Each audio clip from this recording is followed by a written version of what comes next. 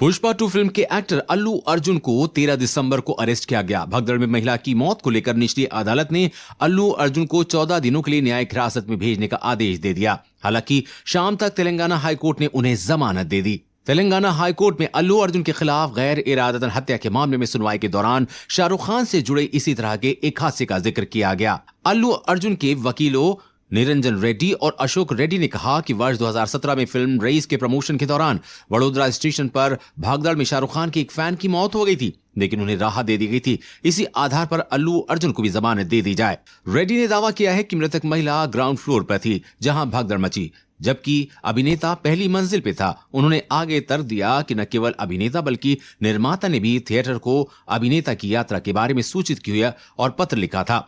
रेड्डी ने कहा कि अभिनेता आ रहा था, हर कोई जानता था, पुलिस को भी पता था। यहां अभिनेता कुछ भी सक्रिय रूप से नहीं कर रहा था। जबकि शाहरुख खान के मामले में अभिनेता ने गेंदें फेंकी, भीड़ उन्हें पकड़ने के लिए कूद पड़ी। उन्होंने आगे तर्क दिया कि धारा 118 से खतरनाक हथियारों या साधनों से चोट पहुंचाना या गंभीर चोट पहुंचाना के तहत आरोप नहीं बनता। ये खतरनाक हथियारों के इस्तेमाल को अनिवार्य बनाता है। पहली नजर में ये लागू नहीं होता। इसके बाद उन्होंने कहा कि अगर धारा 106 बीएनएस लापरवाही से मौत की लागू होती है तो अधिकतम सजा क्या है, 5 साल। अनिश कुमार का मामला आता है और इस तरह बिना नोटिस के गिरफ्तारी नहीं की जा सकती।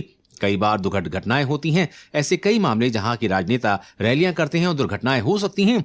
अब मैं अगले चरण पर आता हूं जब मैं अंतरिम जमानत मांग रहा हूं। कोर्ट में रेड्डी ने पत्रकार अर्नब गोस्वामी की गिरफ्तारी में पारित फैसले की ओर इशारा करते हुए कहा कि अर्नब के मामले में गिरफ्तारी के बाद अदालत का दरवाजा खटखटाया गया था। मैंने गिरफ्तारी से पहले अदालत का दरवाजा खटखटाया था। सुप्रीम कोर्ट ने का कहना है कि जब प्रथम दृष्टया कोई मामला नहीं बनता है तो अदालत अंतरिम जमानत दे सकती है।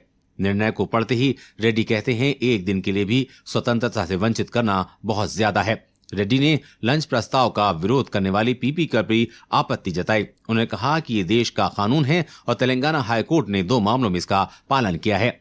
रेड्डी ने कहा कि हमारा उच्च न्यायालय एकमात्र उच्च न्यायालय नहीं है, बंबई उच्च न्यायालय की एक खंडपीठ ने भी इसकी अनुमति दी है। उन्होंने कहा कि अल्लू अर्जुन के घटनास्थल पर पहुंचने से पहले पुलिस वाले लोगों को वहां से हटाने की कोशिश कर रहे थे।